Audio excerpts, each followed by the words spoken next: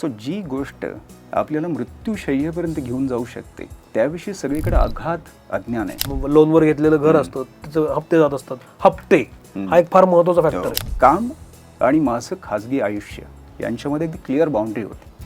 आता कनेक्टिव्हिटीनी ती बाउंड्री पुसून टाकली. पण हे मला आवडतं म्हणून होतं.